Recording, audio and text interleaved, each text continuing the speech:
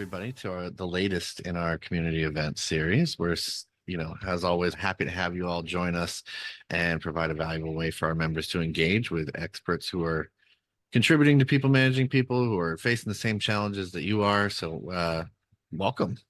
My name's David Rice. I'm the executive editor for People Managing People, as some of you probably know. Today's session is going to focus on how HR leaders are simplifying their work with AI.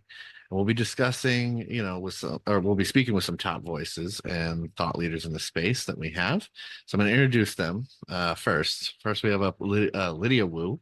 Lydia is the founder of Oops, Did I Think That Out Loud? And the technology chairperson for the Society for People Analytics.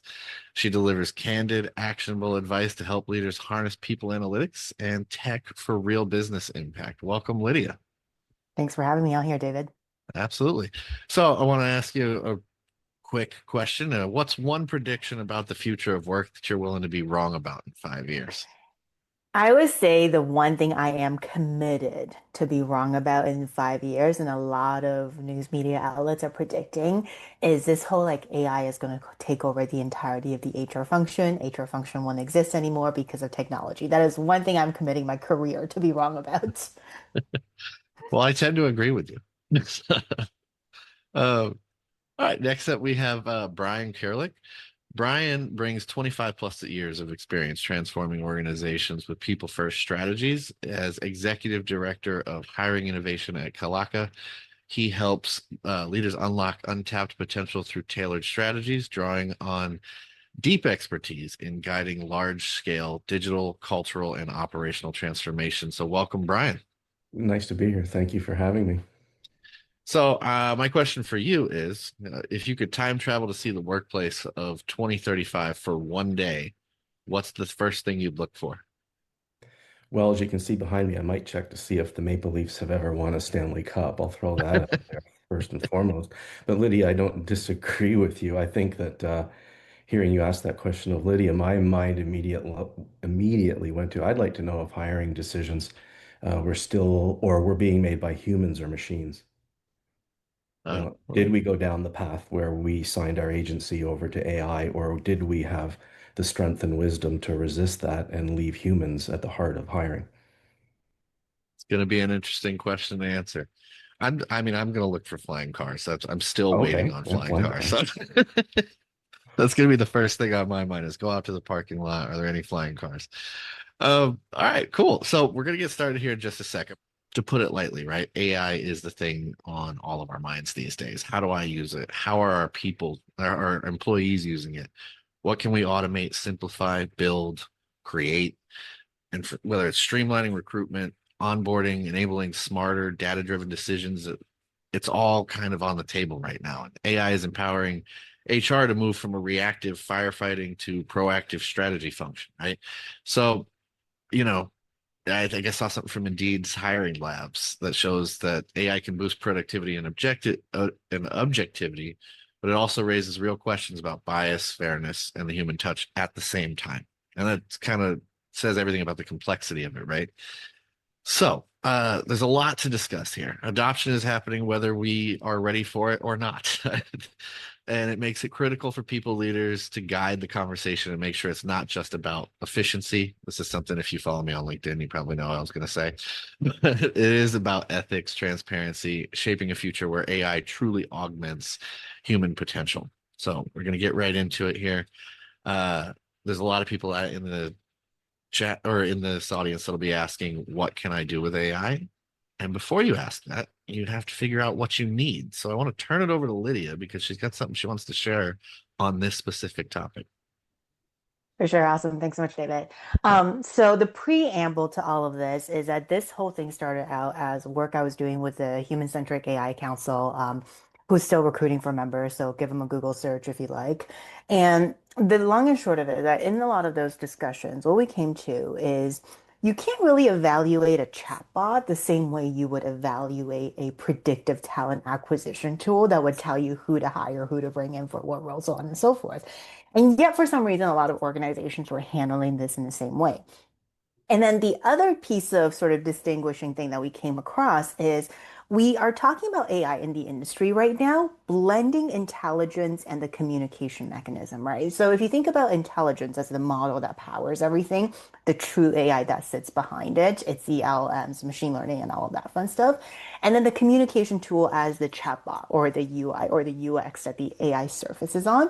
A lot of times, again, these two are very, very separate things. So what I've put together here is really how to look at and how to think about the AI intelligence part of it based on different application types, based on your business asks. Because I think one of the biggest challenges sometimes with HR is like when a business comes to you, and I've been in that seat before prior to kind of coming off and running with, I think that out loud on my own. When a business comes to you and says, let's just do AI. Like we can just make AI do that thing, right? You're sitting there going like, hold up. One, how much money do you have? Two, you haven't invested in my data architecture over the last 3 years. And more importantly, what on earth do you mean when you say, let's do AI? So, what this whole chart is, and again, this is just a very preliminary draft of it in the work with the Human Centric AI Council, and there's more work coming out in this front, is that based on the business need, aka we just need to do something faster and cleaner, or we actually need to transform our entire business, what types of AI intelligence should you be looking for? So, for something as easy as, hey, let's just make this process more automated. I don't want to have to answer 20 different open enrollment questions in October and the open enrollment season. Let's just figure this thing out. Then it's automation. The level of intelligence, if you will, that you're looking for from your model is entirely different than the level of intelligence. Let's say if you were to transform culture and you want to assign people personal AI coaches or something along those lines. It's an entire different way of thinking about the solution. So I'm going to leave that up, David, and see if you have any questions on that front. No, I love it. And as you look at these sort of verticals here and how you've broke this out, I'm curious, what are some examples that you've seen really be effective or that you've seen work and down each one of these? Like, I mean, you don't have to go into like too much depth, but I am curious, what are you seeing people successfully automate as they approach it like this? Yeah, for sure. And I would say, like, even before you hit this chart, like on the automation front, what I always tell a lot of HR leaders to do when they're like, well, I don't know what to do with AI. I don't know what my team needs to do with AI, so on and so forth. Literally, just book your next team meeting in the next month, 2 months, whatever you want it to be, and have like a prompt-a-thon. All you have to do is sit your people in front of ChatGPT, in front of whatever enterprise AI tool you want to use, and make them play with it and kind of give a little award to whoever has the best prompt with the best results, so on and so forth. But by the end of that whole exercise, I assure you, you will have a prompt library of like 20 to 50 prompts that your entire HR team can use, adapt, and so on and so forth. So at that point, you're already on the AI maturity curve and you don't have to necessarily feel like you had to buy a piece of technology and go through implementation and go for it. But I think some of the sort of easier examples that I've seen, especially when it comes to automation, is there is a lot of AI assistant chatbots, right? So, and I love them just because having worked in-house HR, you really do get annoyed after people hit you like the 10th time with the exact same question. And part of you is wondering if they ever check their inboxes or anything along those lines. So having an assistant chatbot kind of alleviates that level of like, I have to go back to you over and over again. And when you work in a manufacturing facility that runs 24 hours around the clock, it definitely makes your life tons easier when it comes to midnight hours, so to speak. The assistive and predictive side, I've seen a lot of companies use it in a really cool way. There are companies where they are building their own agentic workflows. And I know it sounds really, really complicated, but the way I think about it is that if you can design a flow chart, you can basically build an agentic workflow in tools today. And what they've done, this is an actual use case from an e-commerce platform, is that they basically took their internal Slack and Gmail data, metadata, they popped it into the agentic workflow, and in under 2 weeks, they actually had an org network analysis that was fully prepared for them.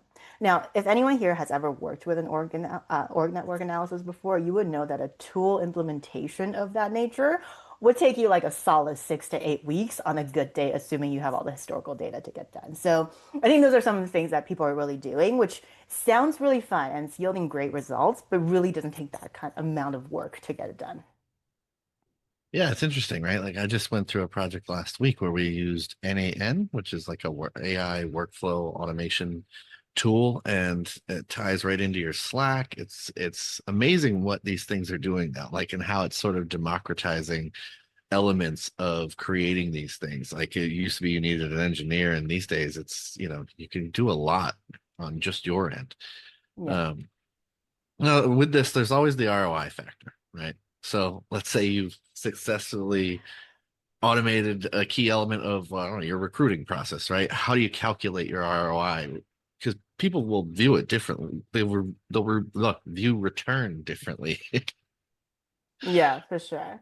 Um, every time I talk about ROI in the age of AI, I always have to do a repeat after me exercise, which is don't cut the head count, don't cut the head count, don't cut the head count. Because that is the worst way, honestly. And I feel like it's the most juvenile way of looking for ROI. Because when you start looking at headcount and soft efficiency savings as your initial level of what is ROI on AI, to me, what that says is you haven't looked at your business processes enough.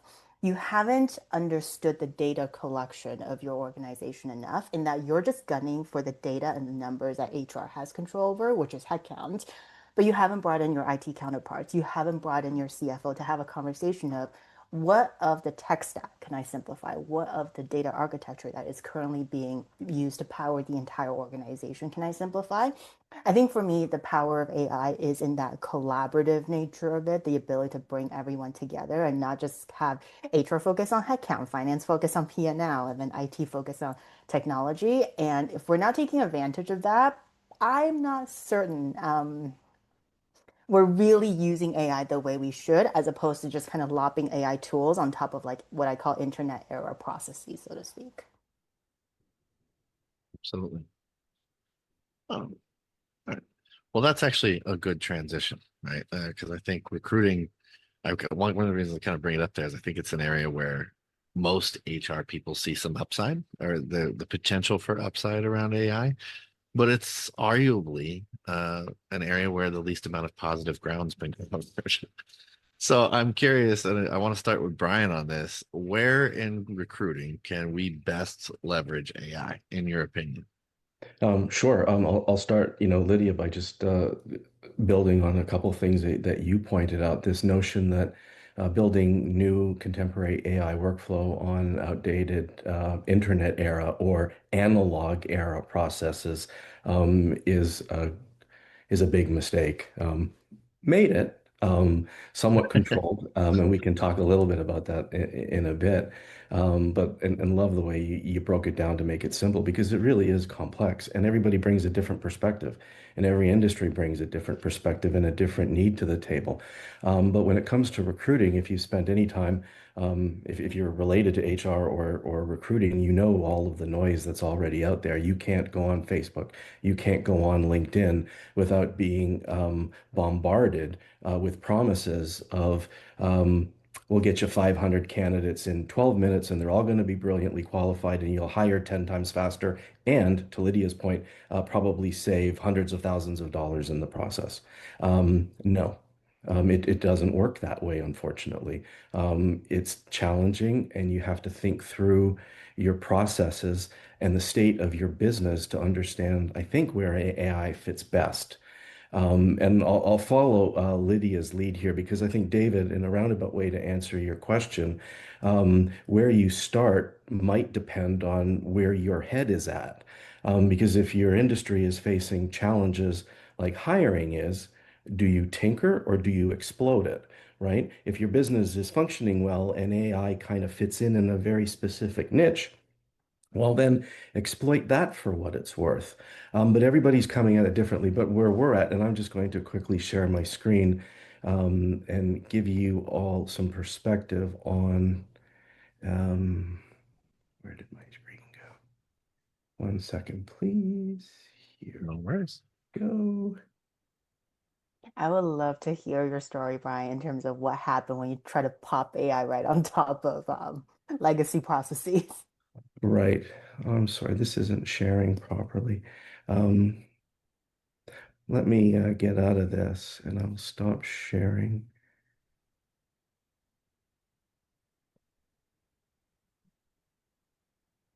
All right. Well, while we wait, Yes, no. um, no worry. Uh, Lydia, I saw you posted something recently. You were talking about some like some of the governance pieces of this. Uh, I'm curious, like what are some of the big challenges you're seeing around that? I know there's a lot of like laws coming up. We've got Colorado's AI law coming into effect next year. California has one in place, the EU. And I think a lot of people in this room are going to have to answer some ethics and governance questions. So I'm curious, like what have you seen be really effective around like approaching things like creating a governance framework or instilling an ethical approach to this technology in your work?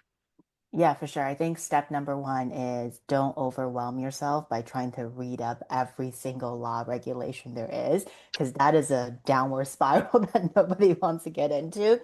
The second thing to acknowledge is that as government and as sort of like local municipalities, states, or whatever it may be, roll out different regulations, you need to understand that those regulations are effectively a reflection of how they want to run their economy, how they want their economy to take advantage of AI. I think we see a pattern of it with the EU AI Act and the EU American AI Action Plan, if you will. It's like got a very unique flavor of the locality in there. And I would say the third thing to keep in mind is like my three rule, which will probably get you through about 80% of the compliance processes is number one, don't be creepy. Your workforce data is not a science experiment. If you're going to use it, know what you're going to use it for, document it, and only share the data that is absolutely necessary for whatever your defined goals may be. Number two, don't be naive. Just because your solution providers are coming to you and say, we have AI. Be aware that AI has existed since the 1950s, and technically chatbots have been around since the 1960s, just putting that out there. So know very well that you have all the right in the world to ask whatever questions you want. It is your solution provider's job to make sure you're comfortable by answering those questions for you.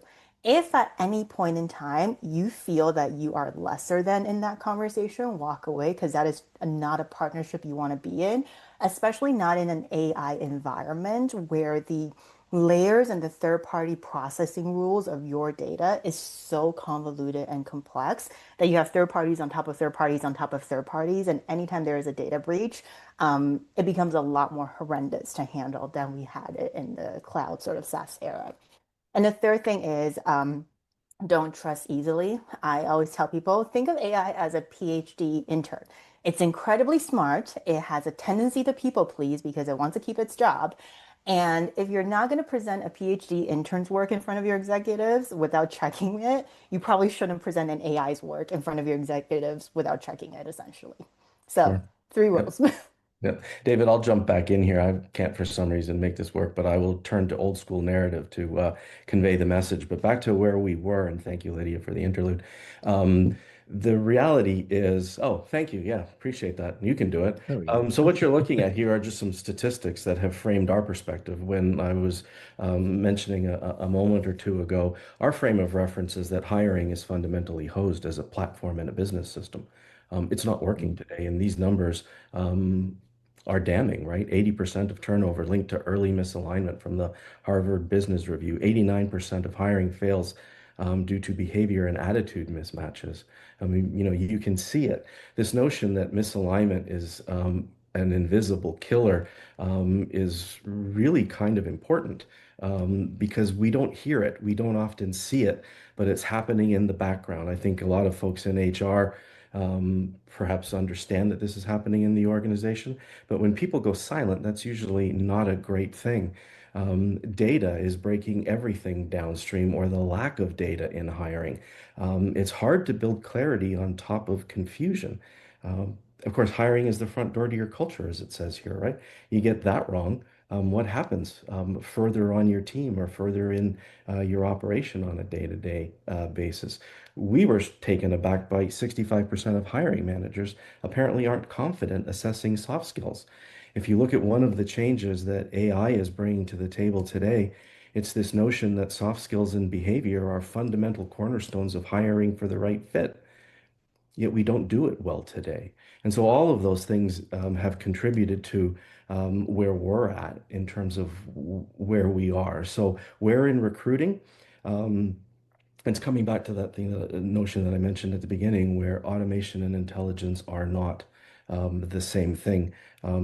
anywhere, especially in hiring. Asking AI to contribute, I think, with truth and intelligence is just without truth and intelligence is just a bad idea in hiring, right? And so where we're seeing it is not necessarily speeding up tasks. It's about upgrading the quality of the decisions that humans are making along the path. Most AI in recruiting today, right now, is layered onto messy, unstructured input, coming back to something that Lydia said at the outset. We have all of these old processes, yet we're layering contemporary technology, analytics, and synthetic horsepower on top of all of these things. And in hiring, it's coming apart at the seams. The data just isn't there to justify full automation, thinking that you're going to wind up at the back end of this process with everything lined up the way you would like it.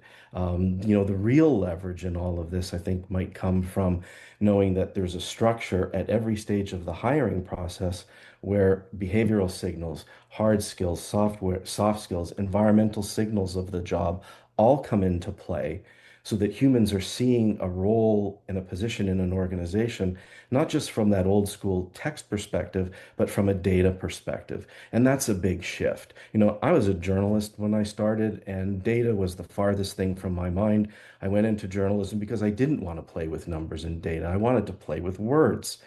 But even that industry had to shift in the internet age to become more data driven. And I've got the scars and the holes in my back to prove that. Having come from media, that was a very difficult transition.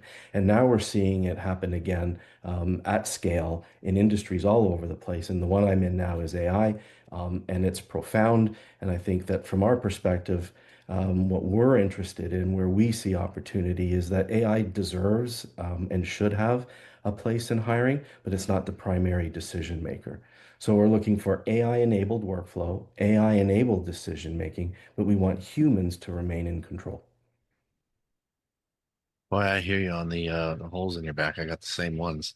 It's coming from the same industry, making the same Sure. transition. Yeah, But yeah. I'm curious, with what you're testing, what have you seen to be kind of prove to be the most valuable in terms of simplifying what recruiting teams are asked to do? I obviously as you said there, it has a place, but so does the human. So kind of how does it help simplify the process of getting to that decision?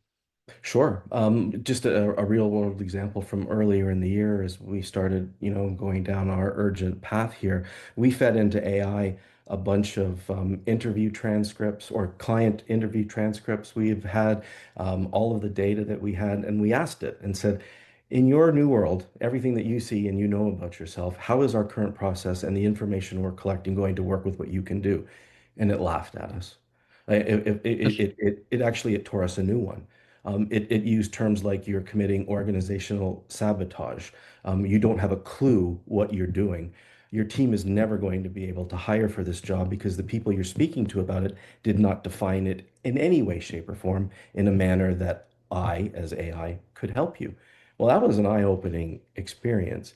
And so what we did is we started looking at business value and opportunity, and we came to the conclusion that the first place that we needed to go was what can we do from a workflow and an AI standpoint to reconstruct how we actually qualify a job. And if you look at the way most firms have or haven't, I can't speak for everybody. I haven't been in every shop, but I know even from our own experience, it's people sitting around shooting the breeze, right? We ask a bunch of questions we think are structured, but they're not, right? They're based on old school methodologies. No harm, no foul. We all did it, right? I mean, it's just the way the world worked. But it was more of a conversation, and people would take notes, sort of, sometimes, maybe partial sentences, incomplete thoughts. You know the drill. It was people being people. It was just a conversation. Well, at the end of the day, when we actually tried to measure that using artificial intelligence, it said there's nothing you're doing that's going to work. So we went and said, okay, so how do we tear this apart? How do we digitize this first? And then how do we datafy it?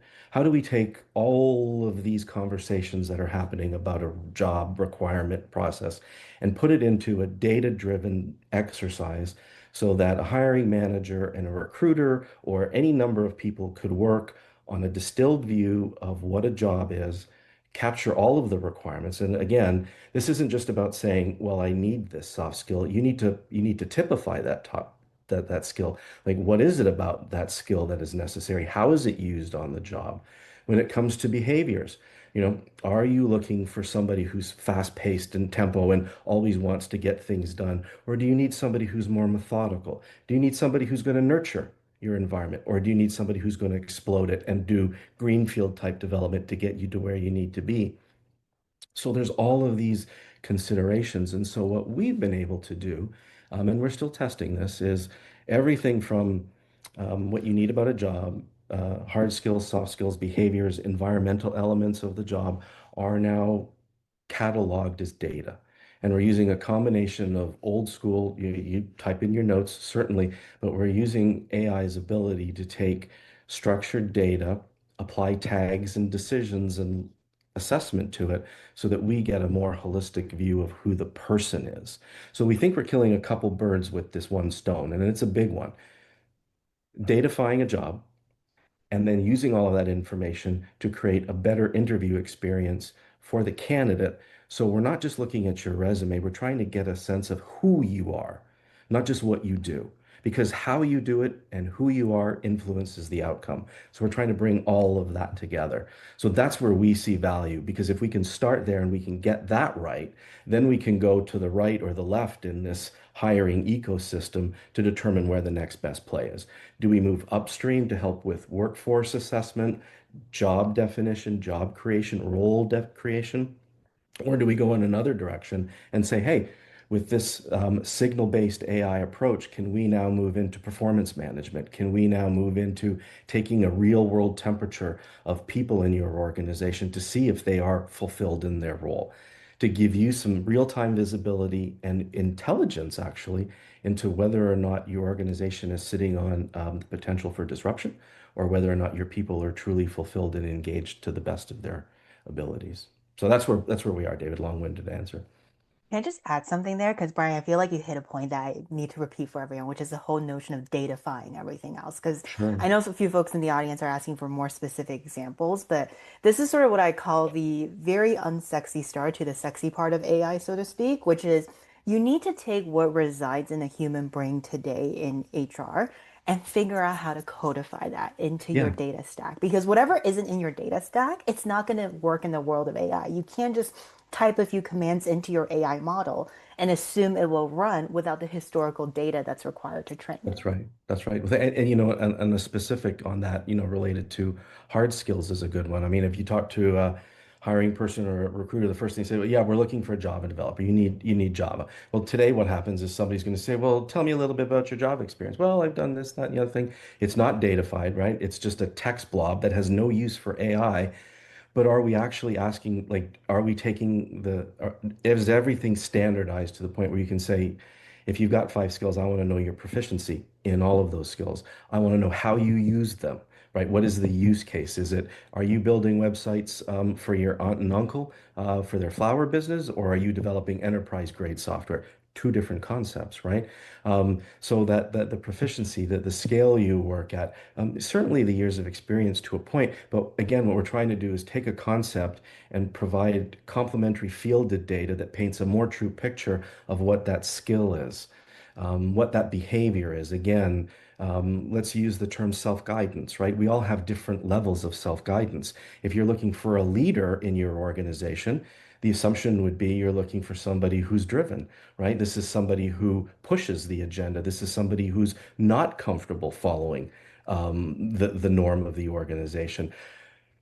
Conversely, you could also be looking for a leader who might not have to push change, but maybe there's a different skill. So it's about understanding what that nuance is and then playing to that as you go through the recruiting process and the hiring process. Yeah, absolutely. Something I want to touch on before we move on. I had seen a post that you published on LinkedIn recently, and it said it was emphasizing that speed isn't the point, direction is. Now, Yeah. I think that this is a really important point when we think about how we use AI, particularly in recruiting, but I think it applies across the board to whatever we're doing, right? In an AI-driven world, how do we ensure we're not just making the wrong decisions faster and confusing ease with simplification? Oh, absolutely. And I think to some extent, we might already be losing that battle right now, because if you look online, it is all about speed. And the mistake in hiring is thinking that speed equals progress, right? I mean, if the inputs are unstructured or biased, and bias is an interesting term, right? Because it's easier to be biased than most people think, right? It's Mhm. not racial, it's not gender. It's, oh, I like this person, I don't like that person. Like, what does that have to do with their ability to do the job, right? But AI on top of a broken system will just make the wrong calls faster. It comes back to what Lydia gave us counsel on at the beginning of this, right?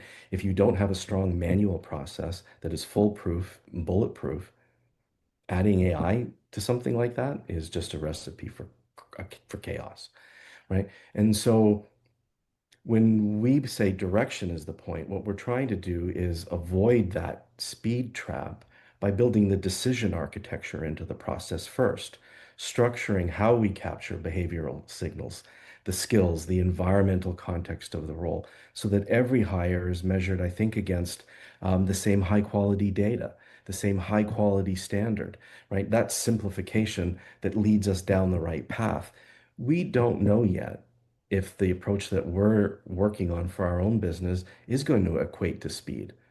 But we've also we do this enough that we know if somebody comes to us and says, well, we would like you to find the best possible director of customer success on the planet, but we need this person in 3 weeks, and we're going to start beating on your chops if we don't have 15 candidates in 2 weeks. Well, do you know how long it takes somebody to respond to an outreach today? Nobody's picking up their phone. So if the end of the day is if everything's going to be measured against speed, fair enough, but be careful of what happens to your retention rate after that. That's where the big expense is going to come from. So what we're trying to do is walk this fine line between saying that, ease is about certainly removing effort. Simplification is about removing noise. Um, but it's not just about convenience. It's got to be done right. And so what we're trying to do is figure out how do you balance what you need? How do you leverage AI appropriately to automate the things that can be automated to leave more time for the nuance that right now only a human can bring to the table? An example of this, we spent about 12 months experimenting with an AI-driven sourcing tool. I'm fairly certain most people understand what that concept is, right? You have a job description, you feed it into an AI engine, and AI goes out and scours the world and says, here are all the people who are qualified for the role. The reality is, our AI agent, and these people did some really nice work, right? This is not a criticism, it's just a fact. Reached out to more than 15,000 people in the past 12 months on behalf of multiple clients in our organizations across multiple roles. And the reality of that is, we placed one person out of that 15,000. And we looked at the data and we looked at the result, and it was conclusive.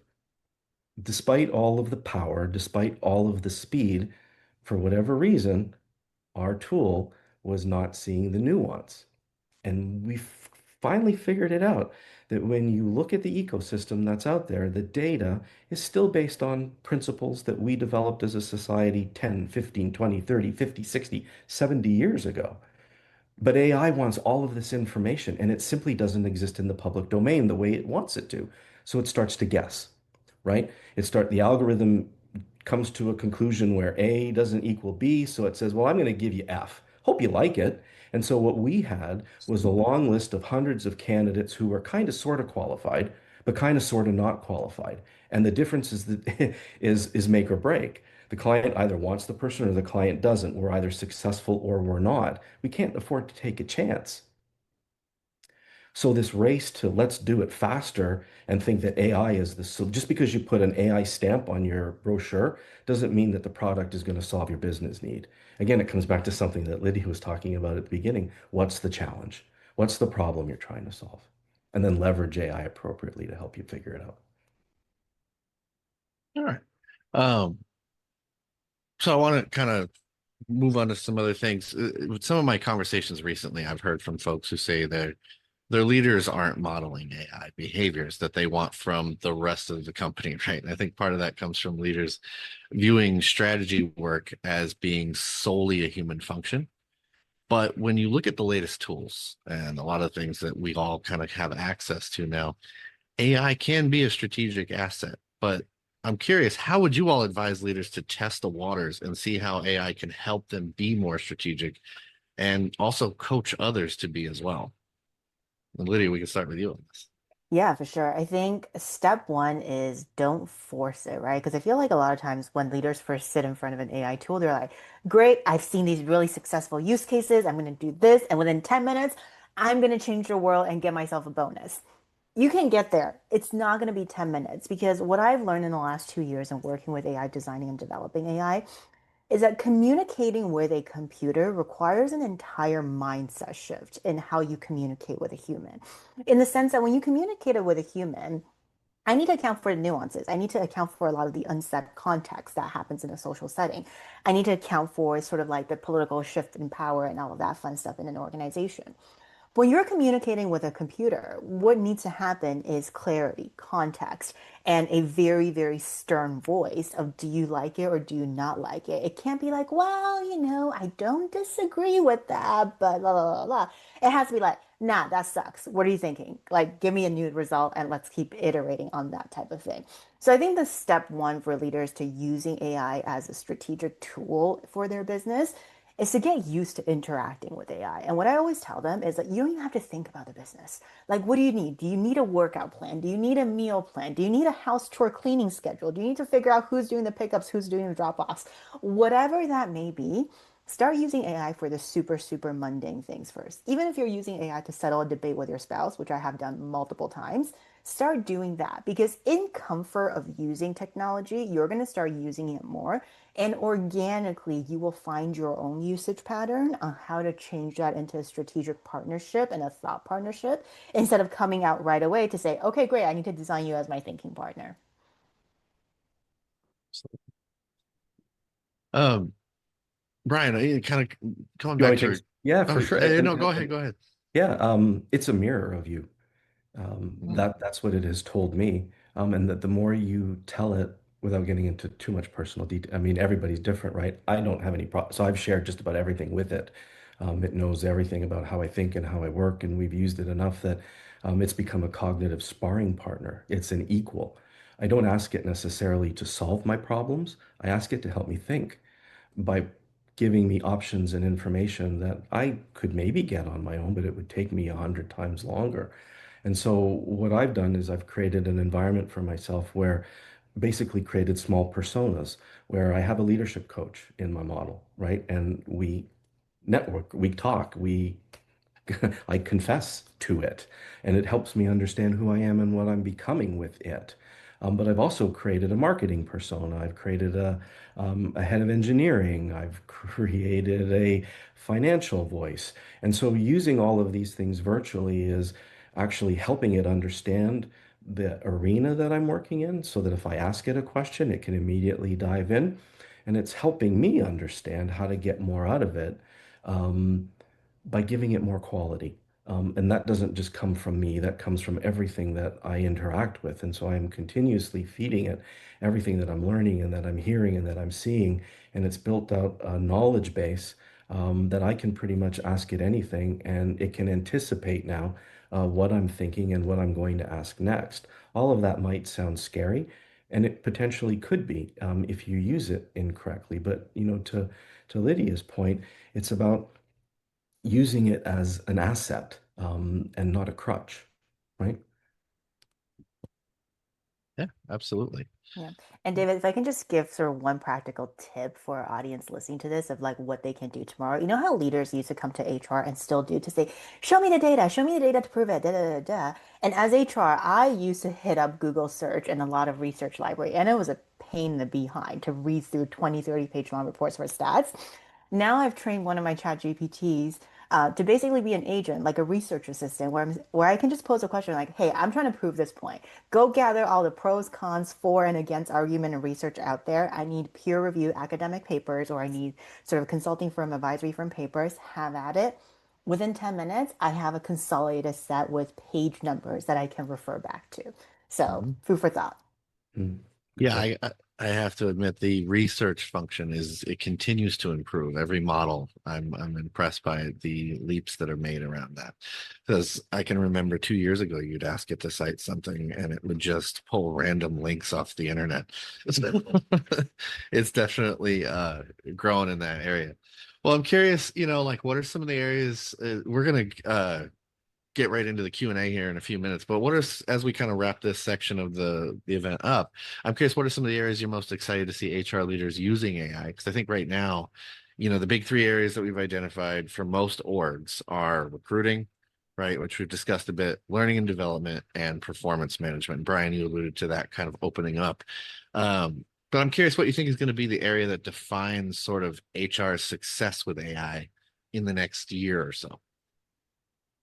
Well, it might be dependent on how each organization drifts from legacy habits and processes and protocols. And each organization is going to look at that differently, right? Some organizations, for better or for worse, might cling to what got them to where they are today. And so they might be reluctant to embrace concepts and principles that might challenge the status quo. These are things like, you know, companies get knocked all the time for their lack of responsiveness. They get dinged for the lack of depth in a rejection email, right? Those are all things that are causing people great pain in our society today. Are we prepared to address those or aren't we prepared to address those? Are we prepared to continue to send an unprepared hiring manager or a manager into a hiring situation without thoroughly understanding how to actually do that? Have they had a chance to prepare? Do they have relevant questions to ask the candidate about the specific leadership job that comes with a 250K base and a $200,000 bonus? Are we winging those interviews or are we basing them off of data still?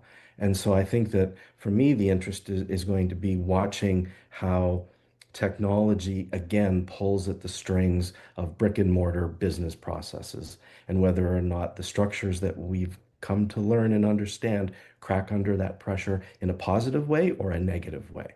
And I think the reaction is going to be dependent on each leadership group in each organization. Yeah, tough one to follow, Brian. I think my answer for this is I am looking forward to technology making us more human at work.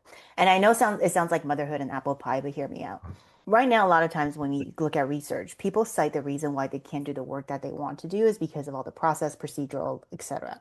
So once technology takes over the repetitive, the mundane, the boring stuff that we don't want to do, at the core of what's left is what makes us human. Our morality, our intuition, our creativity, the things that has allowed us to survive millennia as a species. And the question then becomes, for all HR leaders out there, when what is remaining at the table is truly human, how do you manage that? How do you work with that? Because that is so personal and so individualized and something that we haven't really focused on as a function, I would say, over the last 2 decades as we try to make everything way more efficient. It actually requires a full fundamental change and shift in mindset in terms of running a technology stack, but still having a workforce that is so much more human than you're used to. Good point. Well, we got about 15 minutes left. So we're going to get to the Q&A. There was one earlier. Let's see here. It was a bit of a long one. So it says, I recently had a client, a fourth generation CEO of a family-led company. He loves ChatGPT, even gave it a name. This is a blessing and a curse. I call him a laptop CEO. He now runs everything through Chadwick, as he calls it. He's loading financials, names of employees he's having conversations with, etc. His prompts are biased, of course, and chat is biased back, stroking his ego. And the leadership team cannot push back. What the CEO and Chadwick came up with are fact now. The company is now run by free ChatGPT doing playbooks. It is a huge source of, or it's a huge problem for us. He's getting rid of his talent, consultants, etc., because chat is fact now. So there's a real danger in how much chat is probably helping ill-equipped CEOs run companies. So not a question, but I guess what we have here is a question about how much is too much, in your opinion, with leadership. Oh, I love this one. I feel like I'm on the receiving end of like a Reddit AITA thread, by the way, when I read that question. I just want to put that out there. So a couple of things I think everyone needs to know. Sam Altman, the dude behind OpenAI ChatGPT, has came out to confirm your chats are not private. They literally can be subpoenaed by the court of law and used as evidence in any lawsuit or claims against you. I just want to put that out there in case anyone has any sort of gray area in thinking like, oh, maybe I'll just lop it in and see how it goes.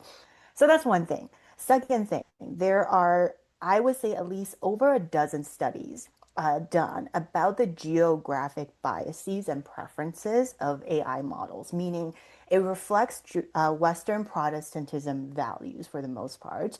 And on top of that, it makes you sound like you're from Midwest USA. That is the courtesy of our training data, how we have popped things into the internet.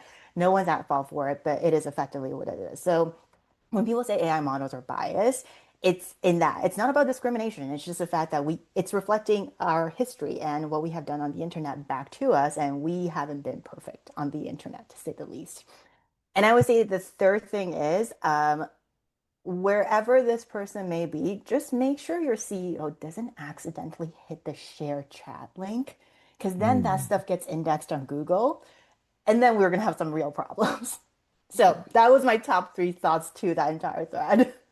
That's classic, yeah. In that situation, if you've got an entire leadership team in an organization working off of $20 chat models, the question that I would start to ask at the end of all this is, show me the data, because there won't be any. It's all going to be text in a chat string that doesn't help the business. It doesn't give you anything to operate on, other than a conversation. Maybe you learned something. Okay, great. But I think Lydia hits the nail on the head here. And I want to point out just when I said it is a mirror of you, right? So it is going to reflect back to you everything that you give it. And I challenged it with a test one day based off of something that I had read, which was this ridiculous statistic, right? That it was completely false, completely inaccurate. And so the person fed it into AI and AI played the game. AI said, well, I forget what it was, but basically it was factually incorrect. And so I challenged my model and I said, why would you do that? And it said, because I know the intent of the question isn't serious.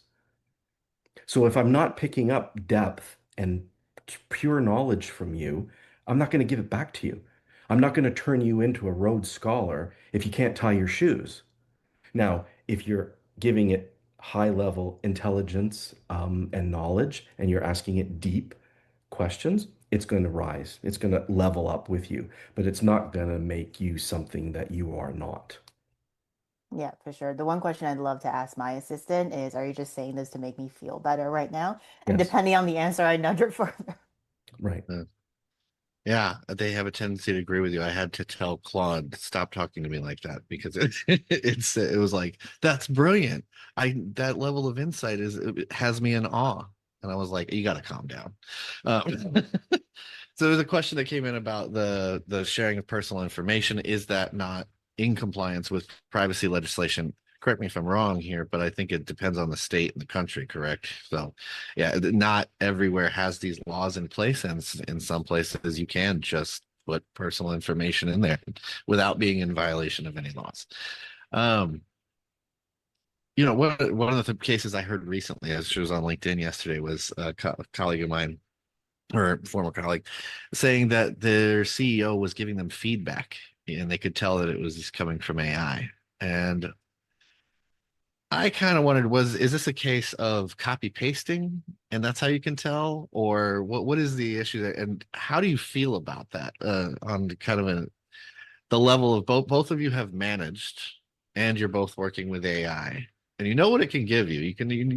I think we all kind of understand that it can provide some valuable points, but to communicate in a way where the person can tell that this has come from AI, for me, I feel like that's a little something's getting lost, right? I don't know. What do you two Yeah, I think? mean, there's a couple ways to tell, right? So first of all, there are online tools that will Yeah. check text and tell you the percentage of AI, etc. Second, AI has kind of killed my use of the long dashes because for some reason it Mm. just overuses it.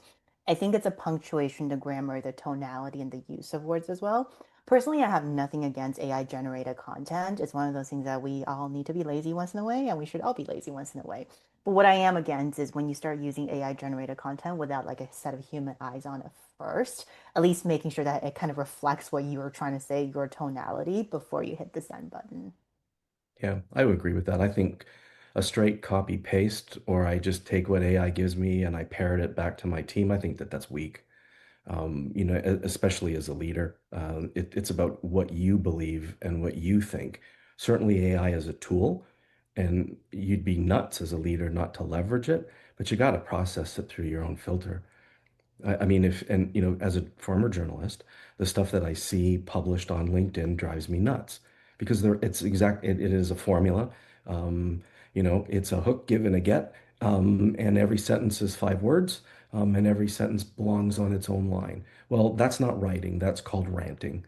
Mm. And so I think that it's not, and Lydia, I completely agree, the artifacts that it leaves in all of this content is a telltale sign and you absolutely know. But I think that to your point, though, everybody has a good editor, right? Um, had great editors in my time, and they made my words sound better than I could have created them. And I think as long as you're using AI with that noble intention and you are using it and feeding it your ideas, then I think you're good from an integrity standpoint. If you're saying, I don't know what to write today, write me something, and then you copy and paste that and put it online, like I said, I don't have patience for that.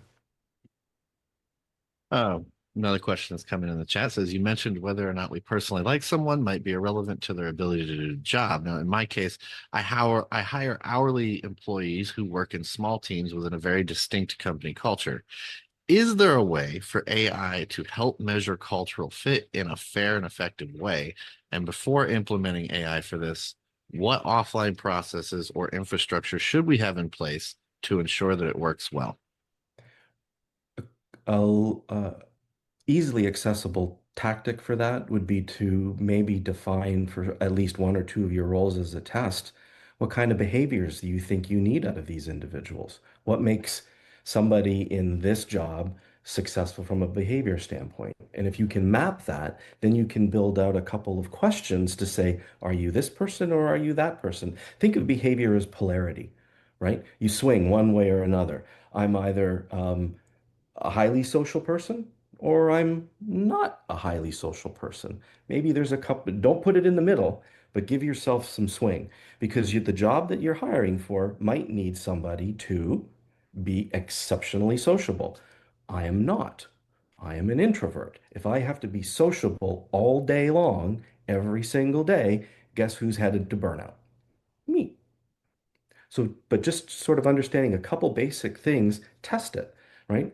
Define a couple behaviors, give yourself and use AI to do this, right? It'll speed this up and help you in ways that you can't imagine. But build out a couple questions and start asking people that question and see where they fit on your scale. And then keep track of that information. And then when the person onboards and they start to actually work in your organization, figure out a way that you can actually measure that.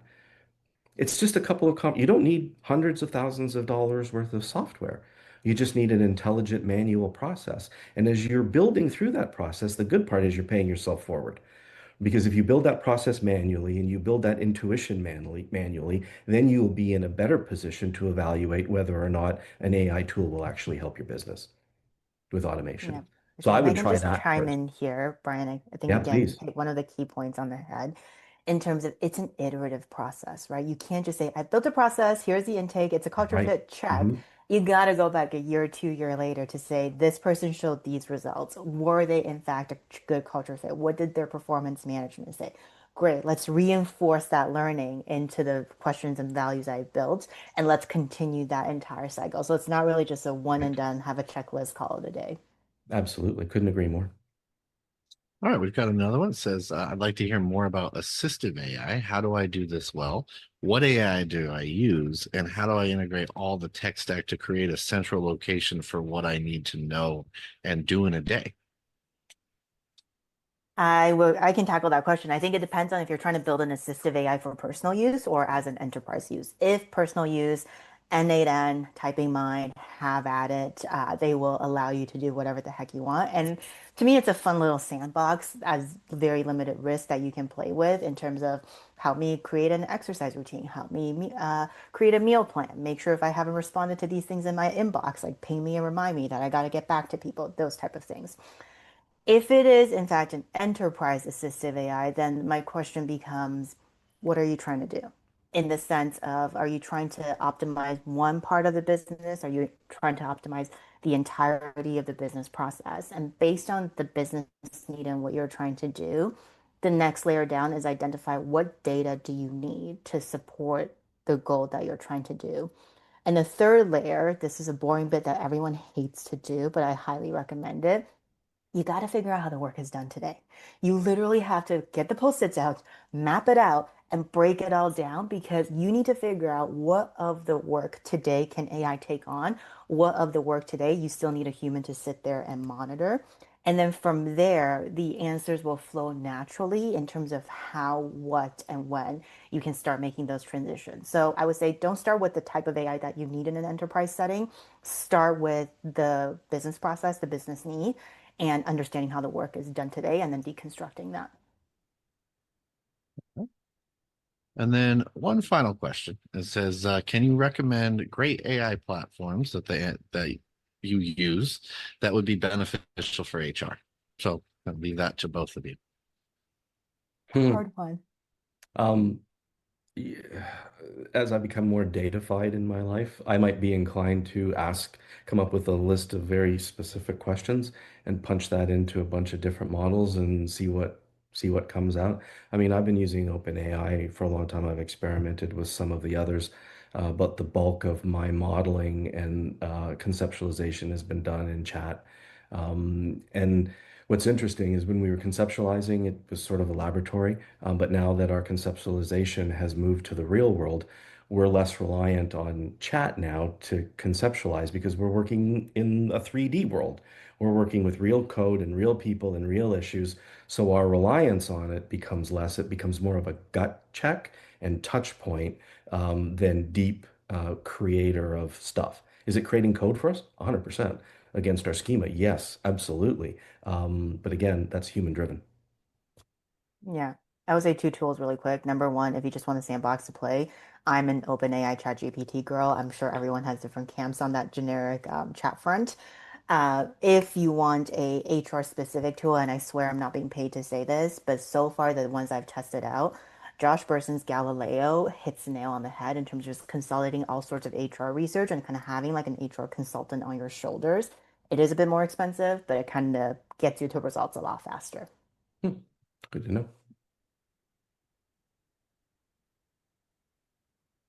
All right, excellent. Well, sorry if we didn't get to your question in the chat. There was one I tried to answer privately in the Q&A, but if you want to engage with me more on that, feel free to email me, david.rice@bwz.com or at peoplemanagingpeople.com. Sorry. Feel free to email me. I'd love to chat about that topic some more, and maybe we can tie in our panelists as well. But yeah, that is all we have time for today. I want to thank everyone for joining us. Thank you, Lydia. Thank you, Brian, for giving us some of your time. Absolutely. Thanks for Thanks. having us. Awesome. And until next time, folks, make sure you sign up for the People Managing People newsletter if you haven't already. And also follow our podcast. We're doing a lot of cool things on there. We've got more events like this coming up. I hope you can join us. Until next time, hiring is hosed. Don't reduce the head count. Okay. See, have a great day, folks. Stay well.